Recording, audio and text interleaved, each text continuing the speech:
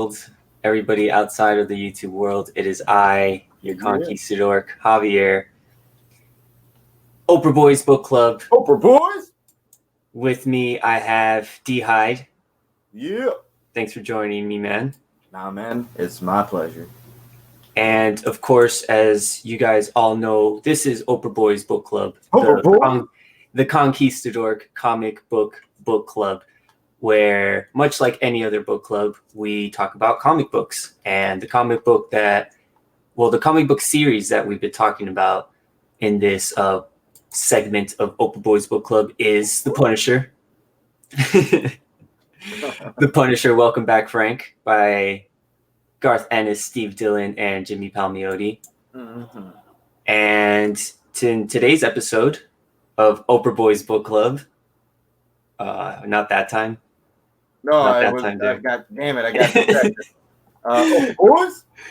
In this episode, we are going to be talking about issue number 5. This is the 2000 to 2001 Punisher series. It was published under Marvel Knights imprint. This kind of darker, grittier Marvel take on things and these heroes. And Garth Ennis, man, he did an incredible job. And of course, Steve Dillon on the art. Amazing, and Jimmy Palmiotti on the inks. This is issue number 5 that we are going to be doing a deep dive review, as we like to call it. Mm-hmm. Oh, and don't forget old Tim Bradstreet on the covers. That's right, Tim Bradstreet. This is a 12 issue maxi series. So Tim Bradstreet did every issue, every 12 issues. This is a really cool Punisher shot, of course. No, it's insane. I love it.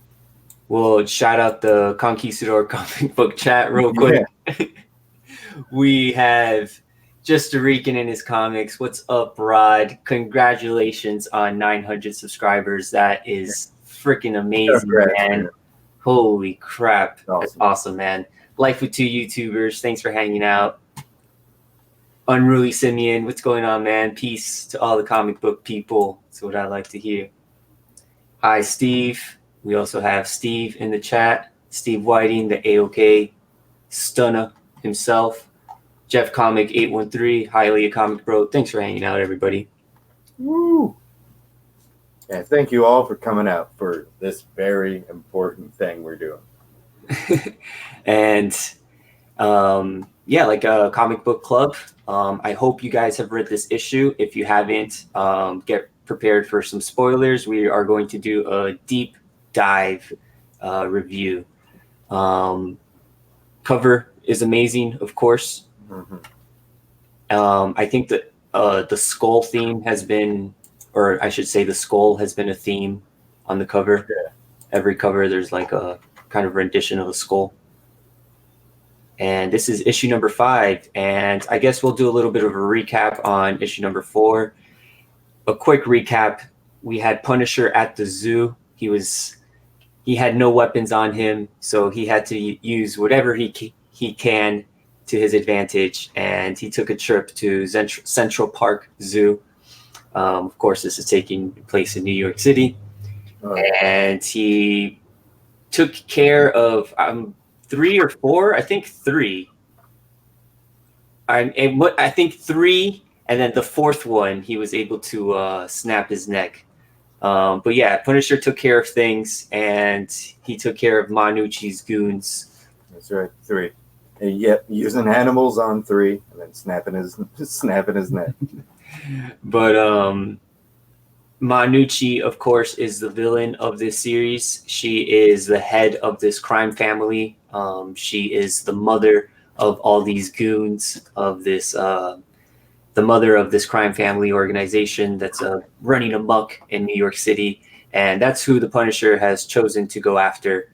And in the last issue, she was trapped in a polar bear pit, which the Punisher was able to antagonize and use the polar bears to maul up Gnucci. So, I mean, this kicks off, wastes no time. No, it gets right to the point. The first page, Gnucci recovering from her injuries down at the polar bear pit. We have the even worse things. Stanley presents. And as we mentioned earlier, Garth Ennis on the story, Steve Dillon on the pencils, Jimmy Palmiotti on the inks, and of course others.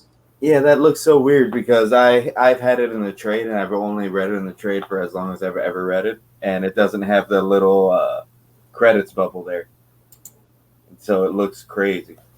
Right, it does look crazy.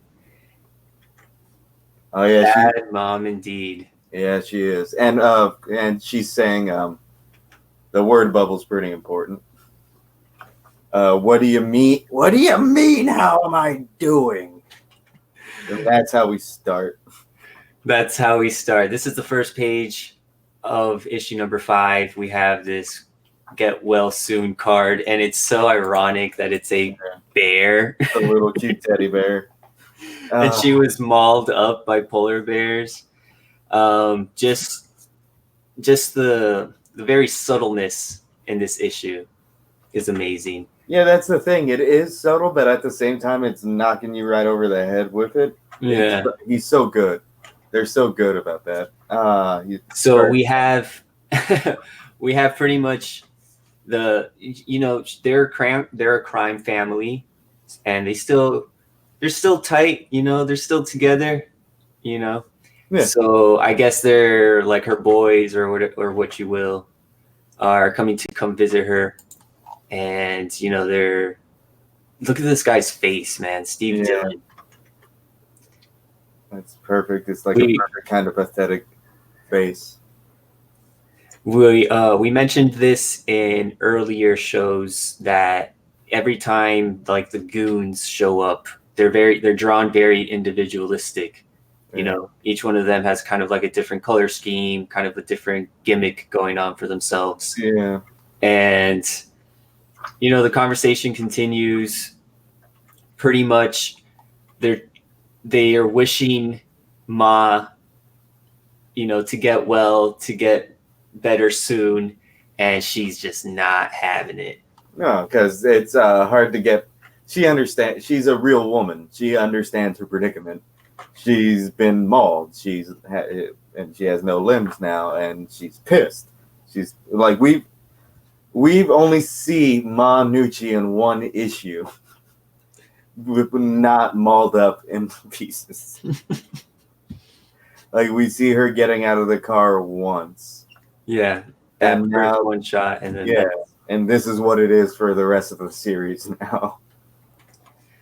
It's insane, and she's just not happy. She knows what's going on, so she requests that one of her boys shoots her brain damaged. You dimwit, shoot my brain damaged cousin in the face because of the dumb question. And so, of course, he's like, nah, I kind of don't. He hesitates. And then it just keeps going down the line until there's about 3 people who may get shot because Ma Gnucci is in a cranky mood.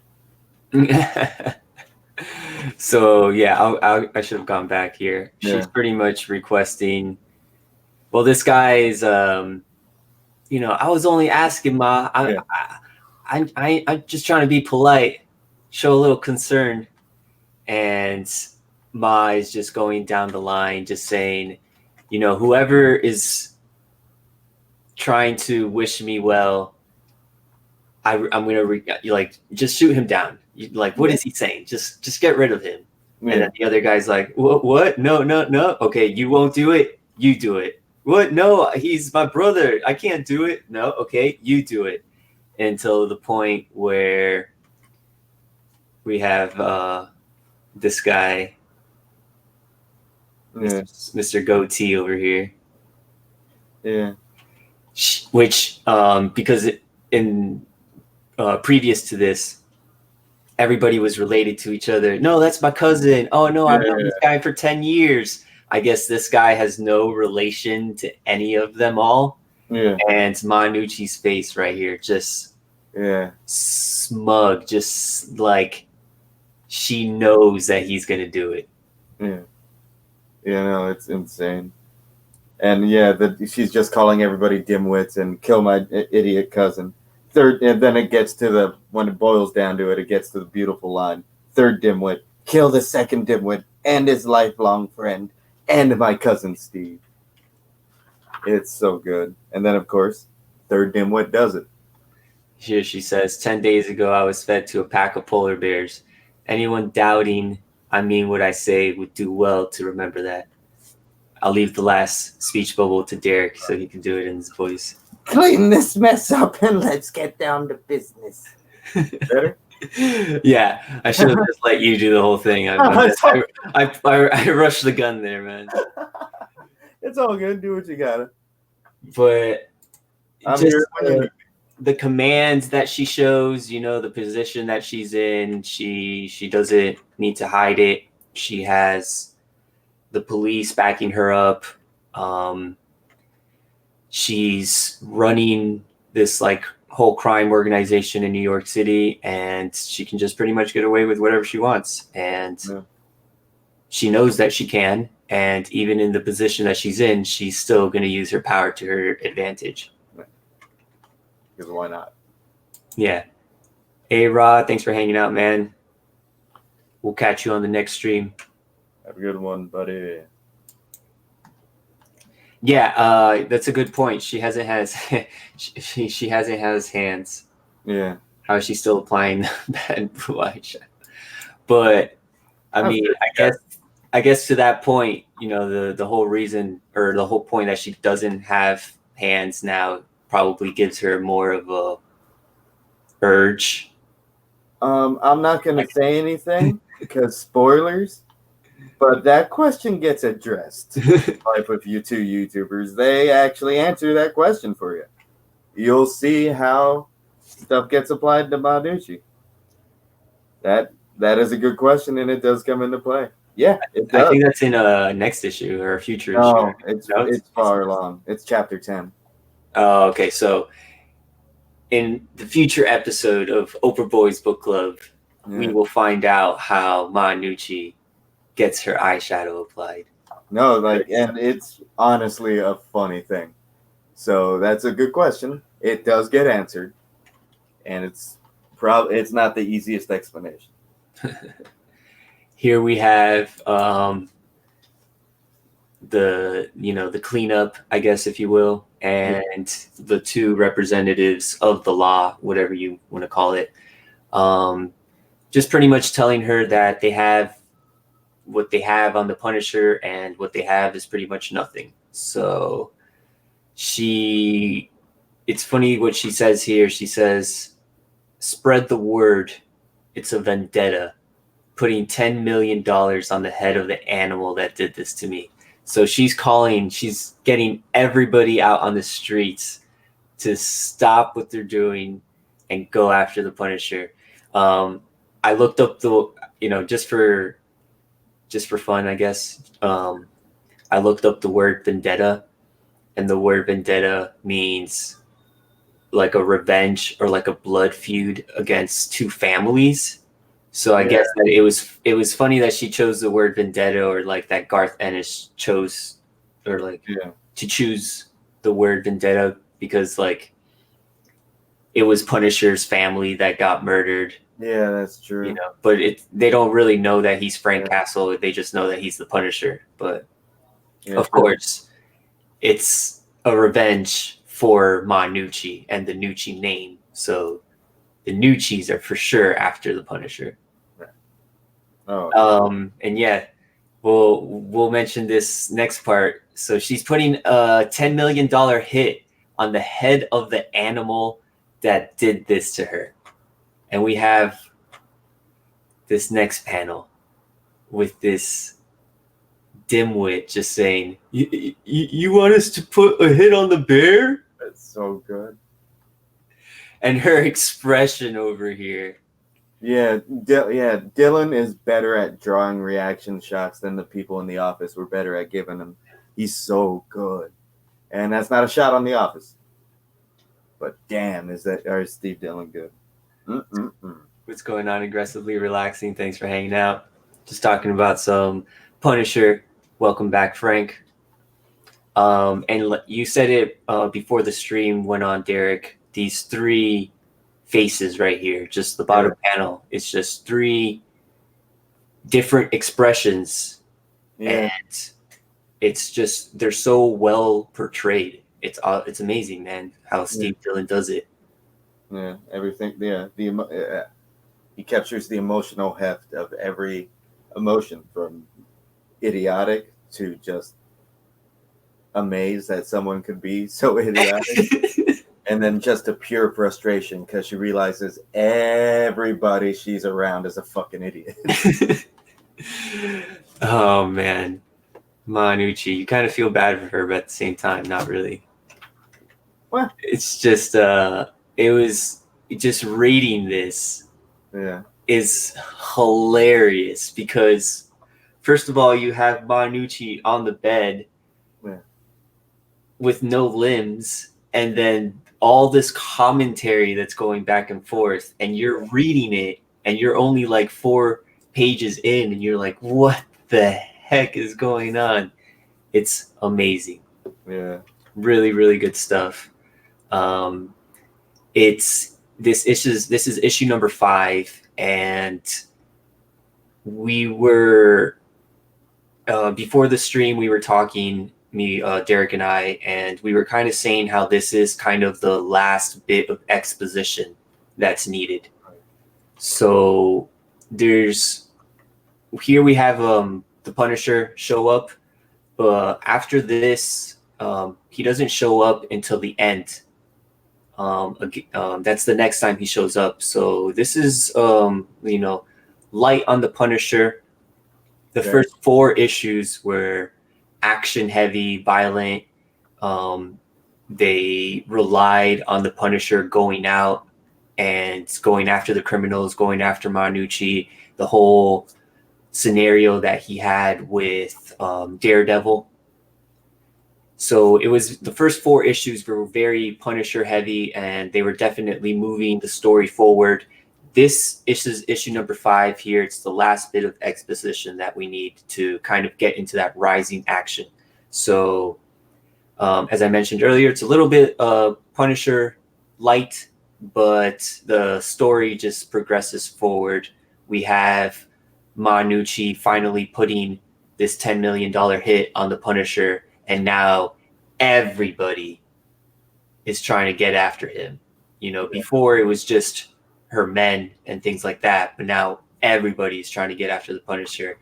They want that $10 million reward. Yeah.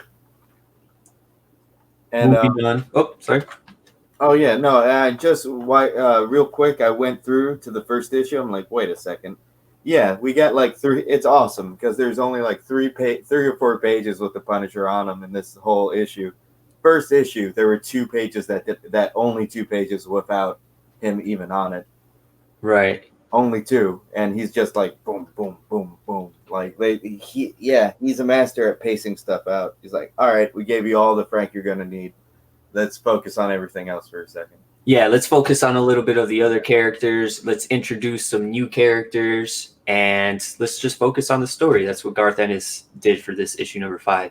And this Punisher, Welcome Back, Frank, this whole series was 12. It was 12 issues. So as Derek said, he's doing a very good job at pacing everything out, especially when this is coming out, I believe, bi-weekly, if I'm not mistaken, at the time. I couldn't tell you. I'm not sure. It might have, I don't know. I'm not sure. But no, it must have been weekly because it was 2000 to 2001. So you think they came out every week? Or monthly. Monthly, yeah. Monthly. Yeah, probably monthly. But yeah, 12 issues. So as it was coming out, he was trying to do just, that. Use 12 issues to try and tell a story. So this issue pushes the story forward, but without the showcase of the Punisher, but with the introduction to some new characters, which will be fun. Well, fun's a weird word for it. Yeah, that is a weird word. Yeah. I'm sorry for using that word.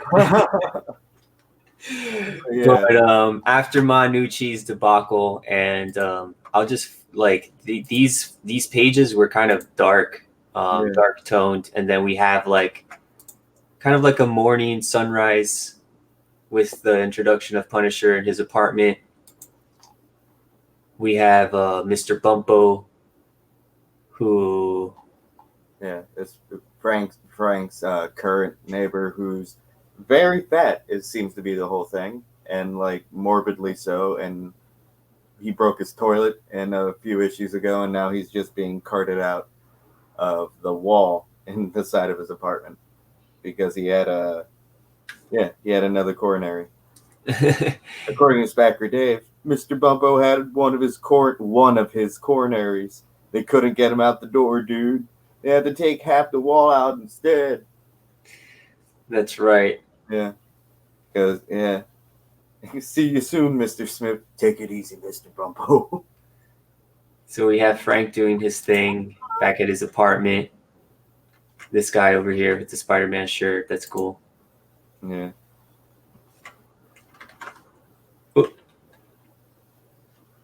Doing his thing, has this like inner monologue pretty much saying how that's been the most exciting thing that's happened this whole week. Was Mr. Bumpo being carted out of the apartment? Right. He's recovering from his wounds, and Gnucci as well was recovering from her wounds. So that was like a little bit of downtime that both of them had to, I guess, relax or recover. Frank gets a knock on his door. I really like how he's always prepared for anything. Yeah. And it's just his neighbor bringing him pie. And she says, I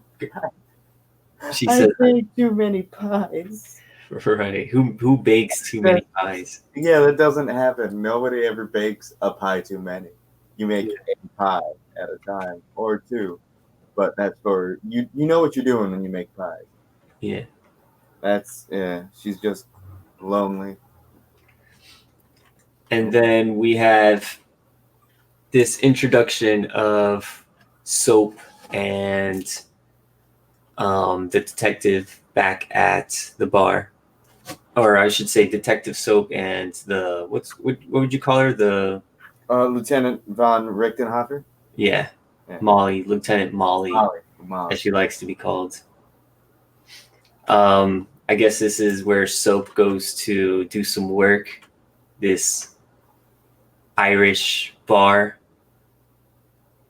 and they pick up a bite to eat, try and talk some things through, and just this expression on the lieutenant's face where she sees what she's about to eat, and like just the life that Soap lives. Yeah, exactly. It's just such a dreary, drab, not a great life of a sad sack. But he's just kind of, I don't know, he just kind of trucks through it, and he loves this place. Yeah, he really connects with this place. He says he can get some work done here. This is where he goes to like unwind, think about things, and I guess this is where he decided to take her, and she's clearly not impressed. As he says, "My treat, by the way." Yeah, and she has the disgusted face of the terrible bar cuisine. So they want to talk business. They want to talk about Gnucci, about the Punisher, and the lieutenant thinks it's best to go scope out Gnucci at her home, pretty much. They want to do a kind of like a little bit of a scoping out mission so they can see where the movement is going. And as soon as Gnucci thinks that they have the Punisher, they'll be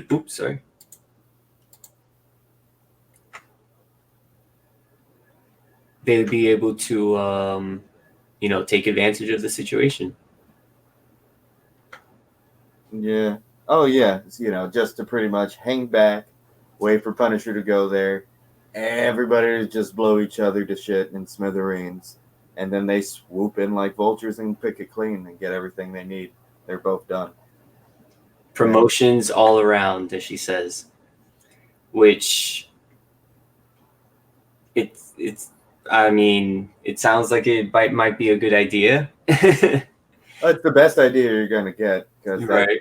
both the Punisher and the Gnucci's are things that you can't. The cops aren't even able to touch or prepared to touch if they wanted to. So they're having this conversation about work and things, and Soap just immediately gets distracted. He starts talking about the bar and how the patrons make fun of each other, and Oh yeah, well, it's not that he gets distracted. It's Molly gets distracted because there's an incredibly rude word in her Guinness. Like you know how cappuccino people now use the foam to put shapes in it. yeah, Apparently, this guy used the beer foam to put dirty words in the head of the beer, which is something Garth Ennis has put into his other comics of people doing that in the Guinnesses, putting like "fuck off" in the Guinness and stuff like that. And but yeah, so a and good old Irish tradition. and they make sure to use the word bubble to cover up the foam, so you can't see the cursing on it. Yeah, And yeah, I like how this guy. He's like, "Isn't that right, Kevin? Drop dead Soap. Trying to watch the game over here." Soaps just has like this like giddy smile on his face, like, "Oh, what a character!" Just like he's my buddy, but you can tell that they're not really buddies. no, not at all. Soap's weird situation and the weird places that he hangs out. Yeah. After that, the issue pretty much breaks off into these like screenshots. these three segments of these three different characters. I guess it's a foil to Frank Castle, a foil to the Punisher, a contrast, like this opposite reaction to Frank Castle. I wouldn't even say opposite. It's grainy because he's trying to go after crime too. It's like he's just tainted a slightly wrong way because he's more nuts and he's doing it for the reason of the voice of God or something. He does it because he believes he's doing God's work, whereas Castle does it because it just needs to get done. Yeah, it's pretty lonely. Yeah, sorry. It's a very weird distinction in this book that they try to draw, but I wouldn't even say he's like the opposite because it's similar. It's more similar than not. It's very in between the lines for sure. Yeah. There's if you will, there is no reasoning behind Frank Castle. Whereas in some of these guys, there's some sort of psychoticness or, trigger or something, if you will. But we have this kind of rising action to Father Redondo. He's, he's doing his thing. And he thanks. He's giving thanks, saying he's not alone because he has the Punisher. That continues off in the next issues, of course. Yeah. But now we get Father Redondo has, we get this confirmation. Father Redondo has made this connection with the Punisher. He feels like he's not alone in what he does, in what he's doing.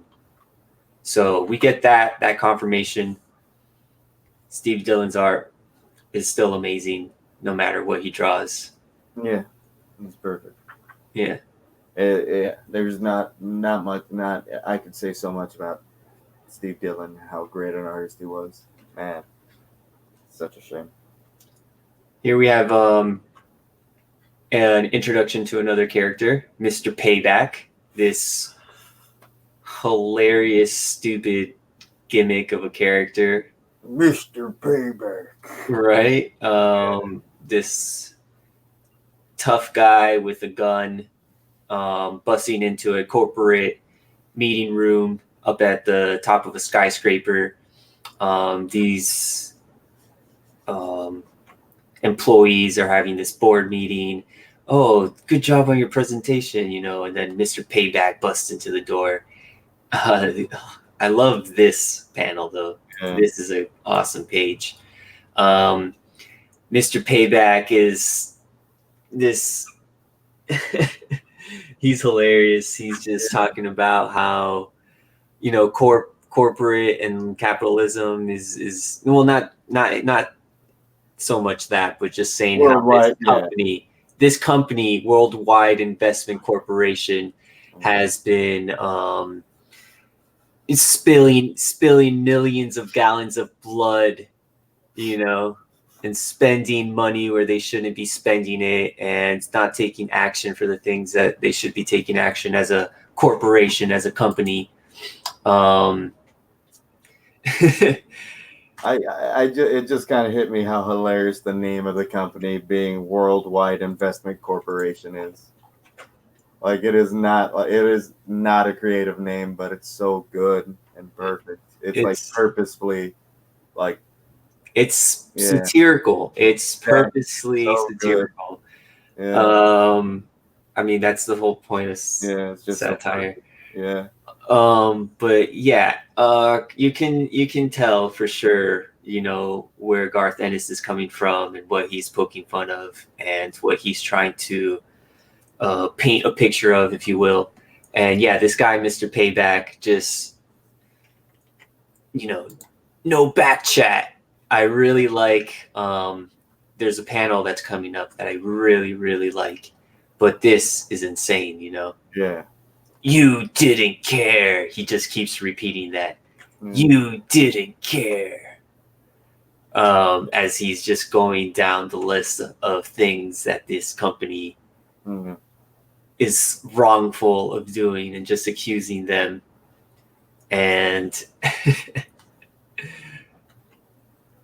this shot right here where his bullets are going through the chair.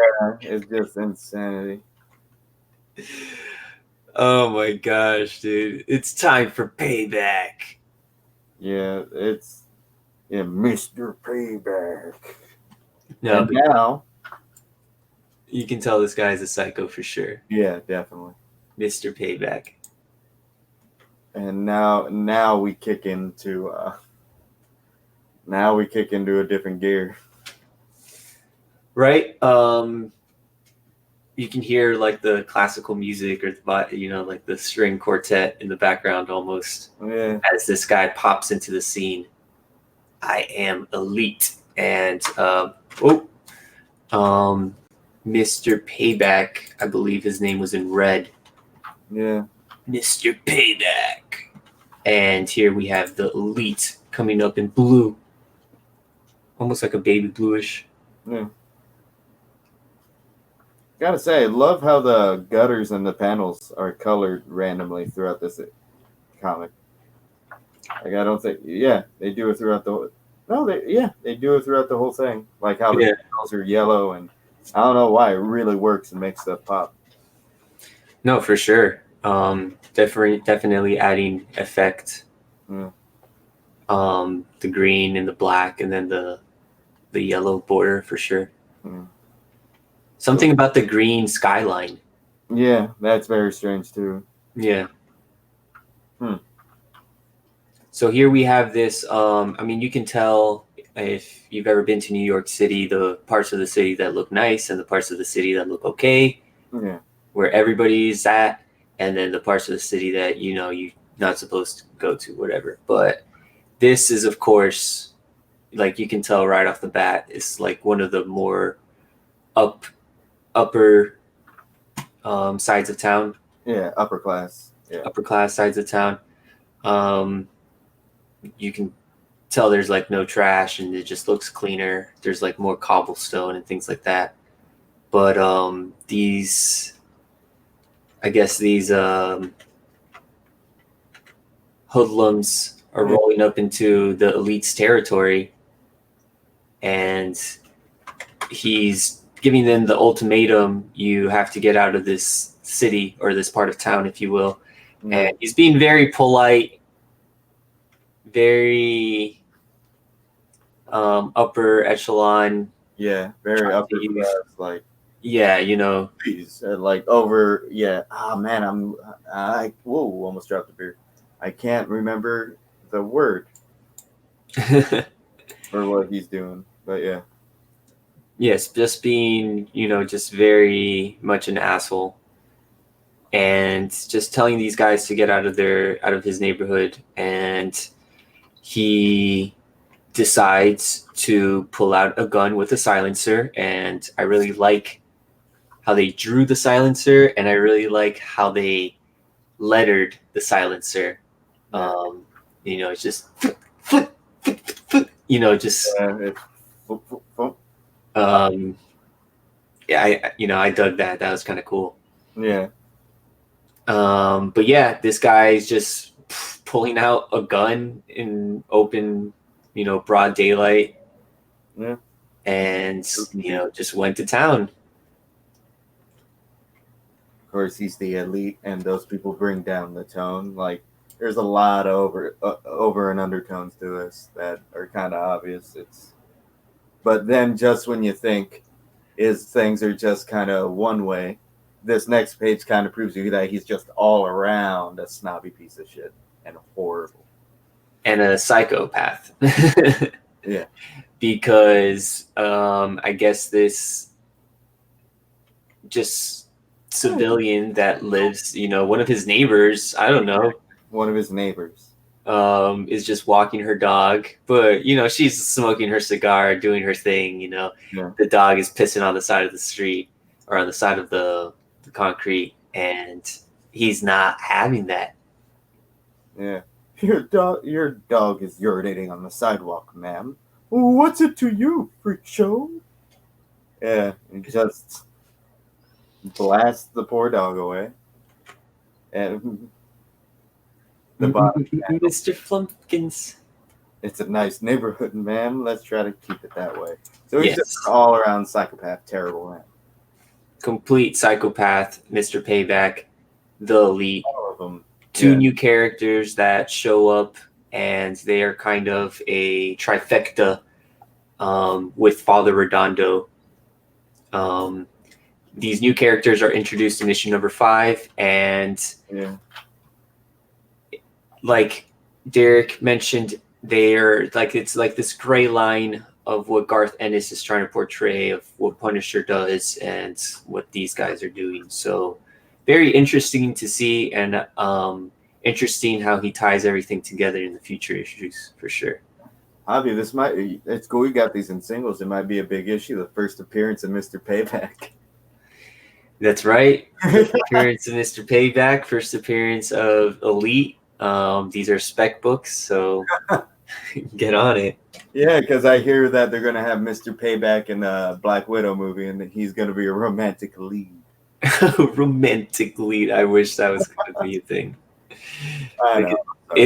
So you mean Fight Club? I guess kind of is. Been walking the streets all at night, and you can tell that it's always Frank's dialogue when it's this yellow inner monologue, these speech bubbles. Frank is out on the town again. He has recovered from his wounds. He is looking for some excitement, looking to see if there's been any crime that he can handle, take care of. This passage is so good. I gotta read this. This is one of the funnier Frank moments that you get to just live in his head for a second, and how fucking weird and crazy he is. Yes. Times Square is filled with tourists. The park is filled with cops. Not 5 years ago, I could have gone to either and been up to my eyes in scum. Tonight, I may well have stayed home. Giuliani's got a lot to answer for.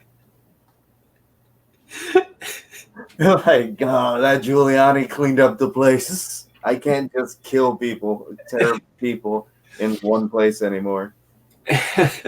Times Square just used to be filled with terrible scumbags that I could kill. No, it's not. I'm going to get that Giuliani. And yes, Great, but it gives you a historical sense of time to when this was written. What's up, Bake the Snake? OBB Snake. Thanks for hanging out, man. Just wrapping up this issue as we get to the last bit of this issue number 5. Welcome back, Frank. You get to see some Punisher on crackhead action in a second, though. Punisher on crackhead action. For sure. Actually, you don't. But he shoves him into a trash can. I really like how the green skyline is still kind of like it's still a theme. Yeah. You can't show the elite without showing a gunshot. Yeah, that's true. So Punisher should have stayed home, and then all of a sudden this guy's about to shank him, asking him to hand over his wallet, or demanding, if you will. And jewelry. Which is hilarious to imagine Punisher walking around wearing a bunch of rings and a bracelet and like a chain that says Frank.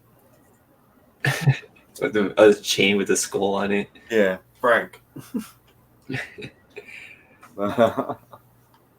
Look at this guy, dude. Yeah, he's a perfectly drawn meth head street person. Crackheads have superhuman strength. Frank better be careful. Oh, yeah, Frank got himself covered. Frank knows what's up. Yeah. He says in his persona, do you want to take it away, Frank? D-Hyde? Oh, yeah. It isn't much, but I'll guess it'll have to do. Yeah. Oh, enough is enough. I'm healed as I'm going to get. Tomorrow I finish the job I started. Here I come, Ma. Ready or not. That's right. That is right. Frank going after Gnucci, and that is what these next few issues lead up to. Yeah. Like I said, page, right? Yeah. I believe there's one more page. Yeah. Yeah. I thought you were wrapping up. I got scared. But like I said, or as we were talking about earlier, issue number 5. Welcome back, Frank. Yeah. It was the last bit of exposition that we needed for Frank to go do his thing. And here we have the last page that pushes the story forward into the next issue. And if you were a person throwing, if you were a person picking this up as it was coming out, this was kind of like a grabber to, entice you to the next issue. We have Gnucci still on the hospital bed, and she has put out the word, a $10 million hit on the Punisher. And this little sleazeball, I guess, comes to her with information, and you can even tell that he's a sleazeball when Gnucci says, "He looks absolutely repulsive. Get rid of him. Flush twice." Right before he even opens his mouth. But he says he has found the Punisher. He lives right across the street. Right. To be continued. And that nervous, like heart racing expression on this guy's face right here. Covered in sweat. Yeah, covered in sweat. Just like, expecting that $10 million reward for the information that he's been given, or that he has given Gnucci. Yeah. Oh, man. Yeah, that's how it wraps up. Wraps up into issue number 6, probably my favorite cover. Yeah. Yeah, it got so good. Of the series. Yeah, I'd love to have just all of the posters of the covers of the series and just put them all over my room and live in a Punisher mega world. But yeah. So we had issue number 5 of Welcome Back, Frank, the Punisher series. We did a deep dive review on this book. Deep dive. It was a little bit Punisher light, a little bit light on the Frank Castle, but we did have some introductions to some new characters, Mr. Payback and Elite, who have some more appearances in the future books. We had this confirmation of Father Redondo, who is now kind of a follower of Punisher. You know, he feels like he has a connection with him. Oh, yeah. And later in the series, we're going to get there's one more character to be entered into the fray. And it's one of the dumbest things. Also, Detective Soap and Lieutenant Molly finally have a plan that they can agree on. They can finally scope out and just wait for everybody to kill each other, and then they can swoop in like the vultures that they are, get the promotions that they deserve. Get the promotions, pretty much get out of the dead end shit jobs that they're in. Right, of course. And Life with Two YouTubers earlier said that I think, referring to Soap, that he sounds really lonely. And he is. He's like a lonely man. And he gets explored further in different series and stuff. Garth Ennis really seemed to love this character. And he even makes a movie appearance. But it's kind of he's kind of toned down a little. He's more like silly, like whoa, whoa, whoa, like hapless, more than just kind of all around like sad and bad. Hopeless. He's more hapless than hopeless. Yeah. Awesome. Yeah, but they finally have their plan that they can agree on, and the story pushes forward. We get this last little bit of information that we needed, and as Punisher said, he's ready to go after Ma. Ready if she's ready or not. You know, like the Punisher always says, it's clobbering time. I guess he says it now. No, but Punisher has recovered. I think he's kind of trying to play things more smart now, but we'll see how things go. We'll see how things go for sure. OPRAH Boys Book Club. Every week, every Thursday, around 8 o'clock, 8:30 EST, where the Conquistadors have our very own comic book club. We try and pick a series and do some deep dive reviews, much like any other book club. Deep dive? That's right. We talk about the story. We talk about the art. We talk about the colors. You know, we do deep dive review. Talk about the symbolism between things and where things are going. Thank you, Derek Hyde, for hanging out with me. Thank you. Did a Punisher video yesterday. Yes, I did.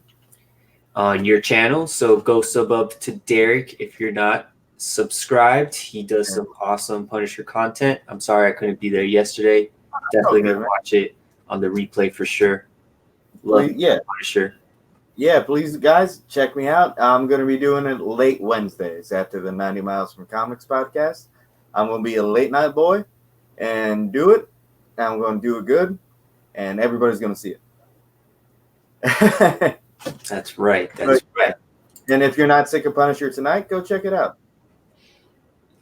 So next Thursday, we will be talking about and thank you. The Punisher, Welcome Back, Frank, issue number 6. So join us, the Literary League of Heroes, in the Conquistador channel as we talk about Garth Ennis, Steve Dillon, and Jimmy Palmiotti's brutal, dark, exuberant, lively, amazing Punisher run. Yeah, I reread it right before we did this, but I almost didn't have to because I've read this so many times. But in rereading it and going through it painstakingly, panel by panel, yeah, this is one of the best things ever written. Top 3 of my favorite comics of all time for sure. It's so good. It's perfect. It's fun. It's everything you need. There's a lot in there. It's funny. It is so funny. Like, very few comics are that funny, especially like mainstream, like Punisher vigilante stuff. People, I don't know, it's just so good. Definitely. So, if you haven't read it, go pick it up. To Garth Ennis, Steve Dillon, Jimmy Palmiotti. Just look up The Punisher 2000. That's the year it came out. So Marvel Knights. That's a Marvel Knights mini. Welcome back, Frank. Marvel Knights. 12-issue maxi series. Marvel Knights Punisher series. Thanks for hanging out. Next Thursday, we will be talking about issue number 6. We'll see everybody there. Have a great night. Good night, y'all.